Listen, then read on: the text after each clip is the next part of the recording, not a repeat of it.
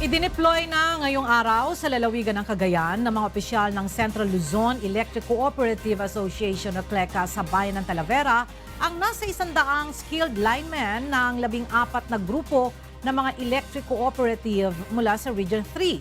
Sila ang tutulong upang agad maibalik ang mga nasirang mga poste at linya ng kuryente dulot ng pananalasa ng bagyong Ompong.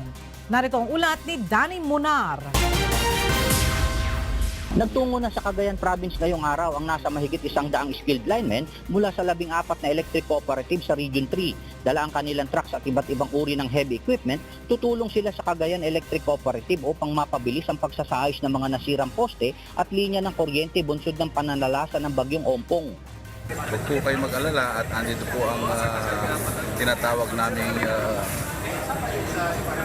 PRRD Task Force. Ito po yung Power Restoration Rapid Deployment Task Force po ng ating katuwang po natin ang National Electrification Administration po dito at saka po ang PhilReca. Nagkasama-sama po kami para po magkatulong-tulong kami na mapailawan yung inyong pong area. Batay sa tala ng mga electric cooperative, tinatayang aabot sa 159 na milyong pisong halaga ang pinsalang idinulot ng bagyong Ompong sa Abra, Cagayan, Benguet, Abra at Ilocos Norte. Nasa 1,400 poste naman ang ibinuwal at sinira nito at kinakailangang maiayos upang maibalik agad ang serbisyo ng kuryente sa Hilagang Luzon. Ibubuhos namin lahat ng nalalaman namin at yung pwersa namin para magampanan namin yung trabaho namin ng pagtulong sa mga kababayan natin na sa lanta ng Ompong. Sa ngayon, meron ng 101 munisipalidad sa Hilagang Luzon ang naibalik na ang supply ng kuryente, habang nasa 79 na bayan naman ang nananatili pa ring walang supply ng kuryente. Target ng grupo na maibalik ang supply ng kuryente sa lalawigan ng Cagayan sa buwan ng Oktubre taong kasalukuyan. Danny Munar, UNTV News and Rescue, Nueva Ecija. Nananatili pa rin sa evacuation center ang nasa 83 pamilya na naapektuhan sa pagguho ng lupa o landslide nang manalasa ang bagyong Ompong sa Itogon, Benguet. Mula sa Itogon, Benguet, may live report si Grace Dr. Lero. Grace, magandang tanghali. Magandang tanghali. Sarado pa rin nga ang ilang kalsada sa ilang barangay dito sa Itogon, Benguet dahil sa naitalang landslide matapos manalasa ang bagyong Ompong. Nasa 83 pamilya o katumbas ng 447 individual ang kasalukuyang nasa Buwa National High School na nagsisilbing evacuation center. Kahapon bumuhos ang tulong o relief goods ang dumating sa Itogon Operation Center. Samantala, June, hindi pa rin nawawalan ng pag-asa ang mga kaanak ng mga biktima ng landslide sa Barangay Ukab, Itogon, Benguet. Gaya ni Mary Rose, ang bangkay ng kanyang mahal na ina ang nahukay sa 4 sa kanyang mahal sa buhay ang natabunan ng lupa. Ang kanyang 2 kapatid na maliliit at ang kanyang stepfather. Sabi po talaga yung bangkay niya, halos hindi ko talaga matignan yung bangkay ni mama. Kasi mahal na mahal ko po siya, pati po yung stepdad ko na kahit po hindi ko talaga siya kadugo, wala naman po siyang ipinakitang masama sa amin. Sobrang sakit po ng nang nangyaring ganito, parang bangumot po to sa amin.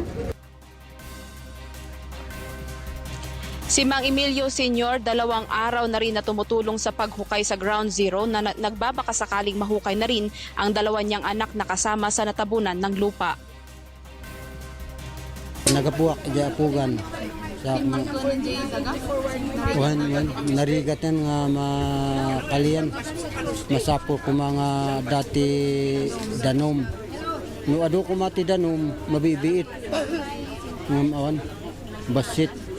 Yung balbareng damot ti sinumrak ijay usok mi ta bumabada ijay dating usok ti kumpanya iala dati danum ijay ta balbareng no kumarpatak.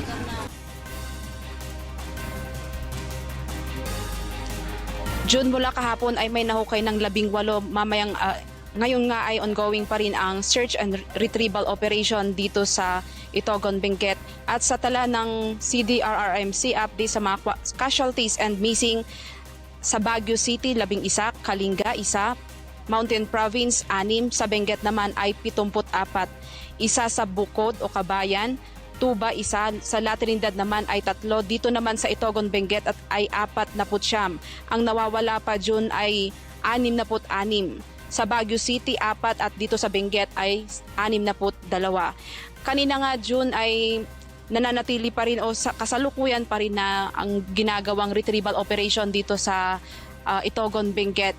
At nakita nga natin kanina dito na yung backhoe at loader ay gumagawa na rin ng daan, inumpisahan na nilang gumawa ng daan para makababa yung bulldozer para nga po mas mapabilis ang retrieval operation doon sa ground zero.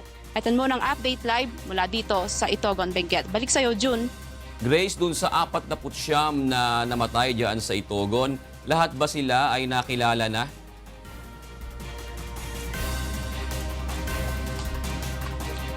June, meron pang 2 kahapon na ay hindi pa nakikilala dahil nga hindi na halos nasa decomposition stage na itong mga bangkay na nakuha nila.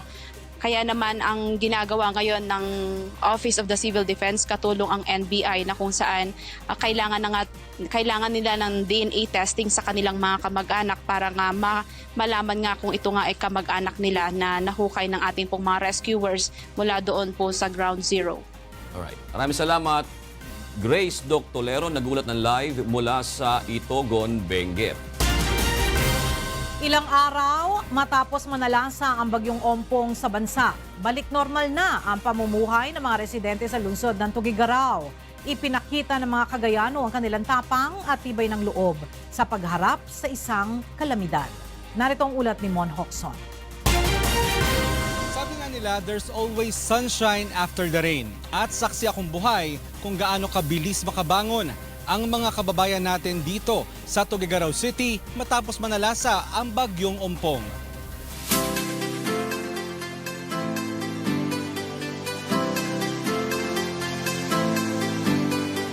Sino mag-aakala na isang araw matapos bayuhin ng malakas na bagyo ang Tuguegarao City ay balik na sa normal ang pamumuhay ng mga tao dito?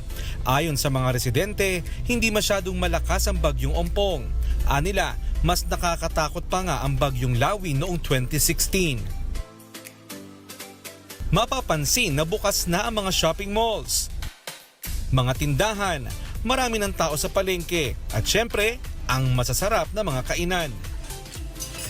Sa lungsod ng Tuguegarao, ipinagmamalaki ng mga Cagayano ang sikat at masarap na pansit batil patong. Ito ay pansit na nilagyan ng napakaraming giniling, malutong na pritong baboy, chicharon at itlog. Kapag mapupunta kayo dito sa Tuguegarao City, wag na wag niyong palalampasin na hindi kayo makakakain ng pansit batil patong. Nagkalat ang mga pansiteria sa buong lungsod kaya hindi mahirap hanapin. Tikman natin.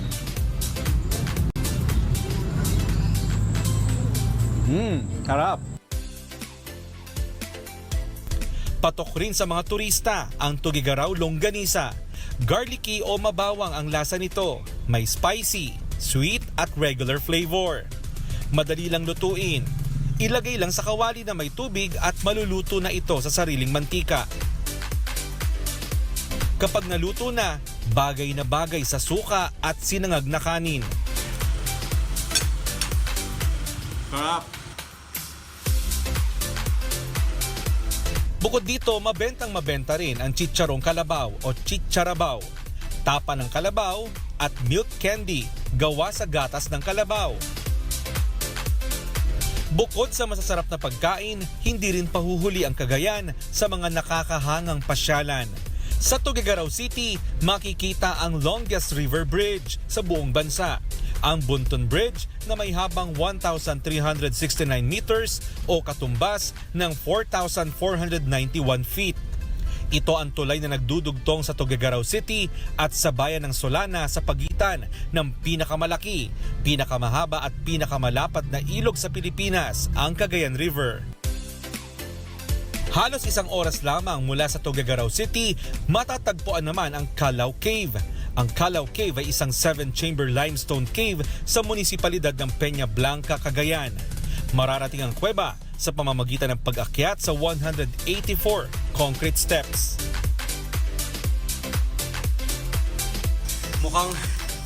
Mukhang yung kinain kong longganisa tsaka pansit batil patong natunaw na lahat. Pag-akyat pa lamang dito sa mga hagdan papunta sa Calao Cave. Pero sulit ang pagod kapag narating mo ang kuweba dahil sa nakakamanghang tanawin dito. Malamig at presko ang hangin sa bukana ng kuweba. Pero sa likod ng magagandang tanawin, lugar at masasarap na pagkain, mas hinangaan ang tapang at tibay ng loob na ipinakita ng mga Cagayano habang nananalasa ang bagyong Ompong. Ilang malalakas na unos na ang dumaan, pero nananatiling nakatayo ang mga Cagayano. Sabi nga nila, Ompong, Bagyo Kalaing, Cagayano kami. Ompong, Bagyo Kalaing, Cagayano kami. Ompong, Bagyo Kalaing, Cagayano di kami. Ompong, Bagyo Kalaing, Cagayano kami. Mon Hokson, UNTV News and Rescue. Target ng Department of Education na magtayo ng 10,000 disaster-resilient classrooms sa susunod na taon. Kasunod ito ng pananalasa ng Bagyong Ompong sa bansa. Narito ang report ni Kathy Maglalang. Nais dagdagan ng mga senador ang budget ng Department of Education para sa susunod na taon upang makapagpatayo ng karagdagang 10,000 disaster-resilient classrooms. Ayon kay DepEd Secretary Leonor Briones, 130 billion pesos ang kanilang hininging karagdagang budget para maitayo ang mga classrooms na hindi basta kayang gibain ng malalakas na bagyo. We are also introducing more stricter or perhaps more demanding requirements, halimbawa ng size ng window, etc., so that these buildings can prevail against natural disasters. Many of our buildings are really already giving way to the forces, natural or otherwise, of disasters. Isinusulong din ng DepEd na magpatayo ng multipurpose evacuation centers ang mga lokal na pamahalaan upang hindi naaabala ang mga estudyante sa kanilang pag-aaral. We are advocating the non-use of schools as evacuation centers. Sa budget hearing kahapon, sinabi ni Senador Loren Legarda na may sapat na pondo ngunit nasasayang lamang dahil sa anyay inefficiency ng DPWH sa mga hindi pa natapos na proyekto ng DepEd. I don't like to hear the word lack of funds because believe me, we have so much funds. There's just so much wastage, inefficiency, and many more. So please give us what you need. Ayon kay Legarda, ililipat niya ang ibang pondo ng DPWH sa DepEd para magkaroon ng sapat na pondo sa pagpapatayo ng school buildings. Pinagsusumite rin ni Legarda ang DPWH ng inventory ng lahat ng tiwangwang na proyekto nito para sa DepEd. Yes, we can give the inventory including the amount to cover the finishing of the required class. Yes. Ang nangyari lang po ma'am kasi yung 2016, 2017, 2018, yung actual requirements per program report including the modified design, yun po yung nare-release na pondo. So sakto na po. But yung previous po is standard costing lang per classroom. So kulang po talaga yung pondo na nai-release. Kathy Maglalang, UNTV News and Rescue, Senate of the Philippines. Bubingin ang paumanhin ang blogger na si Drew Olivar at PCOO ASEC Margo Moca Uzon. Kaugnay ng video hinggil sa deaf community. Naritong report ni Mai Bermudez. Marami ang hindi natuwa sa lumabas na video ni na PCOO Assistant Secretary Moca Uzon at blogger radio host na si Drew Olivar. Dito makikitang ilang segundong gumagamit ng sign language ang blogger at radio host at maririnig na bahagyang nagtatawanan ng dalawa. Sa ilalim ng Republic Act 7277 na inamyendahan ng Republic Act 9442 o Magna Carta for Disabled Persons, nakasaad na walang sino mang individual, grupo o komunidad ang maaaring kumutya sa Persons with Disabilities o PWD, maging sa pamamagitan ng pagsulat o salita na maaaring ikababa ng kanilang self-esteem. May kaukulan itong parusa na multa mula 50 hanggang 100,000 pesos at pagkakakulong ng 6 na buwan hanggang 2 taon para sa unang paglabag. multang 100 hanggang 200,000 pesos at pagkakakulong ng 2 hanggang 6 na taon naman ang parusa sa mga susunod na paglabag. Ngunit kahit anila wala namang intensyong masama ay humingi pa rin ng tawad ang 2 kaugnay ng lumalabas na video. Hingi po ako ng tawad po sa deaf community. Ayan po, yung may mga, yung mute ba or yun po ba yung tawag doon sa kan? Or iba na po ba, may patawarin niyo po ako sa pagiging insensitive ko, sa pagiging childish ko. Humingi na po ng paumanhin si Andrew Olivar sa kanyang pagsa-sign language na may pabiro. Gayunpaman, I take full responsibility sa ginawa ng aking radio show partner at kaibigan. Kaya po sa ating mga kapatid sa deaf community, naway tanggapin niyo po ang aking sorry. Please forgive me. Ngunit para kay Maria Anadita Angkay, marami sa mga deaf people at hearing supporters ang nasaktan sa diskriminasyon at panunuyang ito na nanggaling pa mismo sa isang opisyal ng gobyerno. Tanggap niya ang paghingi ng tawad ni Naglu at Asek Moca pero hindi niya alam kung paano sila patatawarin o matatanggap ito ng buong komunidad. May Bermudez, UNTV News and Rescue, Manila. Gwardyado at handa na para sa nalalapit na barangay at sangguniang kabataan elections sa Sabado ang mga polling center at election paraphernalia sa Marawi City ayon sa COMELEC. Samantala, girian sa pagitan ng mga tumatakbong magkakamag-anak sa syudad, unti-unti nang nawawala dahil sa pagpaparaya ng ibang kandidato. Mula sa Iligan City, may ulat si Raymond Octobre, live. Magandang tanghali, Raymond.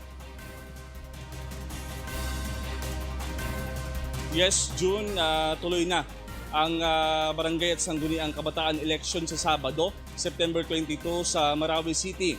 Magsisimula ang botohan sa ganap na alas 7 ng umaga hanggang alas 3 ng hapon. June, dumating na sa syudad ang mga election paraphernalia kabilang na ang mga balota at kasalukuyang nakalagak sa Marawi City Hall. Sa 76,000 balota, 51,000 dito ay sa barangay at 25,000 naman ay sa sangguniang kabataan. Binabantayan ito ng nasa mahigit 100 personahe ng Philippine National Police at Philippine Army.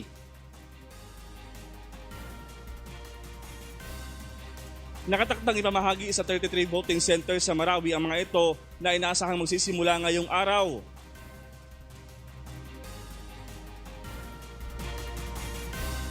Ayon sa Commission on Elections sa Marawi, nakipag-ugnayan na rin sila sa Lanao del Sur Electric Cooperative upang matiyak na walang power interruption sa araw ng halalan.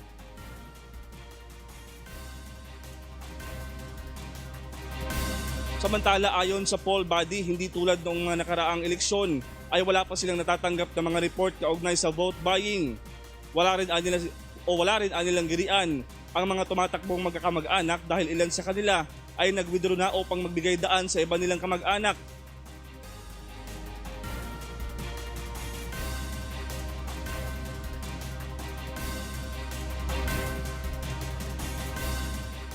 June, samantala, naglagay ng malapit na voting centers ang COMELEC sa mga evacuees para makaboto ng maayos ang mga residenteng apektado ng Marawi Siege. Kabilang dito ang multipurpose hall ng Area 4 ng Barangay Sagunsungan, Marawi Central Elementary Pilot School, Dansalan Integrated School, B2 Elementary School at Rorogaros Elementary School. John, sa ngayon ay wala pa namang o tahimik naman ang sitwasyon sa Marawi at wala pa namang naitalang mga kaso ng karahasan ng mga otoridad at umaasa rin ang COMELEC na ganun pa rin ang sitwasyon sa araw ng halalan. June? Maraming salamat, Raymond Octobre, live na nag-ulat mula sa Iligan City. Nag-inspeksyon sa Commonwealth Market si Agriculture Secretary Manny Piñol. Isa sa mga plano nito ang pagdaragdag ng NFA rice sa mga pamilihan. Mula sa Quezon City, nasa linya ng ating komunikasyon si Ray Pelayo para sa detalye ng balita. Exclusive. Yes, Ray. Personal na inalam ni Agriculture Secretary Manny Piñol ang mga presyo ng mga pangunahing bilihin sa Commonwealth Market. Ilang mga gulay ang mahal pa rin ang presyo, subalit may ilan naman na bumaba na gaya ng sibuyas. Ito anya ang resulta ng pakikipagpulong nito sa mga stakeholder o may kinalaman sa sektor na ito. Dati anya ay nasa 100 hanggang 120 pesos ang presyo ng kada kilo ng imported na sibuyas. Hanggang 60 pwede lang ibenta. So mababa pa doon sa ating pinagkasunduan na dapat ibenta na ng 65 pesos. Ilang outlet naman ng NFA Rice ang naubusan ng supply pero ayon sa kalihim, babahain ito ng NFA Rice sa mga pamilihan. Initially, Sec, mga ilan po ang may pala na ba ako ilang metric tons? Basta sabi ng Pangulo, punuin ko yung bodega. Pupunuin ko yung bodega. 12 billion pa yung pera ng NFA.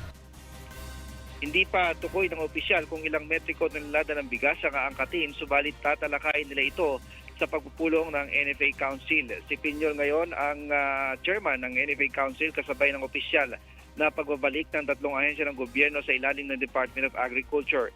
Ito ay ang National Food Authority, National Coconut Authority at Philippine Fertilizer and Pesticide Authority.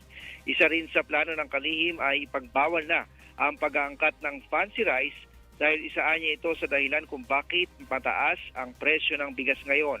Ang dapat anyang payagang angkatin ng mga pribadong sektor ay ang mga ordinaryong bigas lamang at dayaang ang mga lokal na magsasaka na ang magtanim ng mga matataas na klase ng bigas. What is happening is instead of bringing down the price, yung imported na bigas ngayon na fancy rice, jasmine, long grains, are actually being sold at as much as 58 pesos per kilo. So nasaan yung murang presyo? Samantala, umabot na sa 16 billion pesos ang pinsala ng bagyong Umpong sa agrikultura sa bansa. Nabawasan anya ng nasa 8 araw na supply ang bansa sa mga nasirang pananim na palay. Ayon sa kalihim, magpapasa ito sa Pangulo ng plano kung paano matutulungang makabawi ang mga magsasaka. Ela? Maraming salamat sa eksklusibong report ni Ray Pelayo na nag-uulat mula sa Quezon City. 3 bilyong pisong halaga ng mga peking produkto na nasabat ng Bureau of Customs noong isang taon ang sinira ng ahensya sa San Pedro, Laguna. Narito ang report ni Sherwin Pulubong. 3,000 pirasong mga kahon na naglalaman ng mga peking lotion, pabango, shampoo, makeup at lipstick na nagkakahalaga ng 3 bilyong piso ang sinira ng Bureau of Customs sa San Pedro, Laguna kahapon. Winasak din ng BOC ang isang makina na gamit para magtatak ng iba't ibang pangalan ng mga brand na kinopya. Ayon kay Administrative Aide Jeremias Liano ng BOC, nakumpiska ang mga peking produkto sa 3 warehouse na pagmamay-ari anya ng mga Chinese national sa Tondo, Manila noong Nobyembre 2017. Hindi na rin anya nagpakita sa kanila ang consignee ng mga ito na naharap sa kasong paglabag sa Intellectual Property Code of the Philippines. If it is released to the market, will really affect the real brand owners of this kind of product. So maapektuhan na kanilang market. And the same time, it will be harmful to the people of the Philippines kung magagamit natin ito na without prior license or import for the food and drugs. Sinaksihan din ng mga kinatawan ng mga lehitimong kumpanya ang pagsira sa counterfeit products. Yung reputation ng original owners affected dahil people think na yung quality nila ng nitong mga goods na subpar ay galing sa kanila na hindi naman. So yung reputation nila talaga is what's at stake. Nananawagan naman ang BOC sa publiko na huwag tangkilikin ng mga peking produkto tulad ng mga beauty products na mura nga subalit lubhang delikado naman sa kalusugan ng tao. Sherwin Kulubong, UNTV News and Rescue, Laguna. Nagsagawa muli ng inspeksyon si DPWA Secretary Mark Villar kasama si DENR Secretary Royce Matu sa mga rehabilitation efforts ng gobyerno sa Boracay Island ngayong umaga. At mula sa Boracay, nasa linya ng ating komunikasyon si Vincent Arboleda para sa detalye ng balita. Yes, Vincent.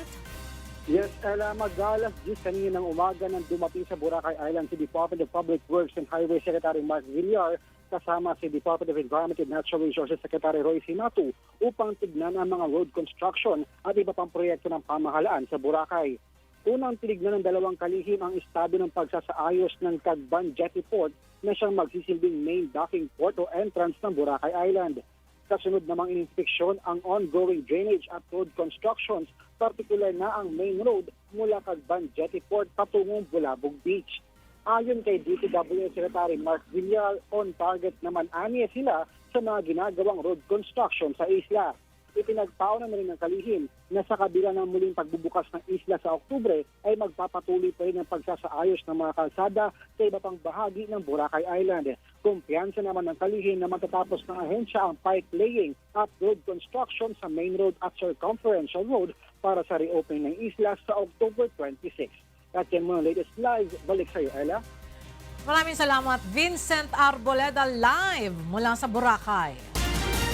At sa kaugnay na balita, pinaghahandaan na ng Department of Environment and Natural Resources ang muling pagbubukas ng Boracay Island sa susunod na buwan. Mula naman sa Quezon City, may report si JL Asayo, live. Magandang tanghali, JL.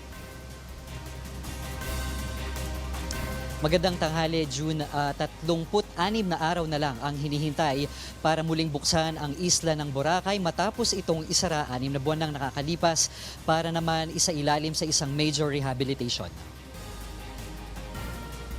Ilan sa mga panuntunan ang inihanda ng Department of Environment and Natural Resources kasama ang lokal na pamahalaan ng probinsya, ng Aklan at ilang stakeholders para iorganisa ang magiging regulasyon para sa soft opening ng isla.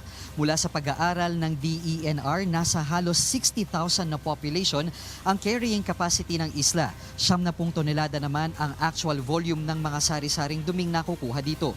Para naman mas makontrol pa ang pagdami ng nais maging residente sa isla, isang control card system ang panukalang ipatupad doon. Nasa 19,000 naman ang carrying capacity kada araw para sa mga turista na siyang dadaan sa service operators para ma-monitor ang bilang ng mga dumadating.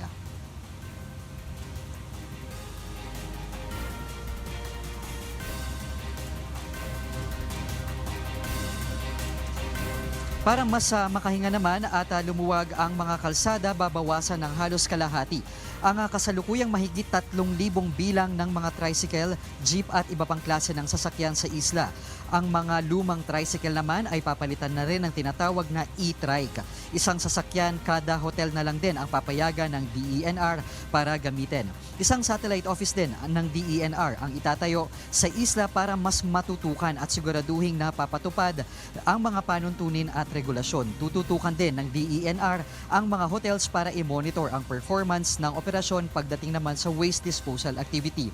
Ilang floating piers din ang ilalatag sa panahon ng dry run sa ligtas na lugar sa dagat para mas maging madali sa mga turista ang pagpunta sa kanilang mga tutuluyan. June, bago magbukas ang soft opening o bago ang October 26 para sa soft opening, isang dry run muna ang gagawin sa October 15 naman. Ito ay para lang sa mga miyembro ng media at ilang officers ng DENR. Katulad nga ng report ng ating kasama na si Vincent Arboleda, asahan ang ilan pang mga inconveniences dahil patuloy pa rin ang ginagawang construction ng mga daan doon at ilan pang mga drainage system. Yan muna ang latest live mula dito sa DENR. June. Maraming salamat, JL Asayo. At yan po ang mga balita ang aming tinutukan at inaksyonan dahil sa aming pagbabalita, una, ang pagkalinga sa kapwa. UNTVC News, may balita sa amampanig ng daigdig. Magandang tanghali at salamat sa Diyos.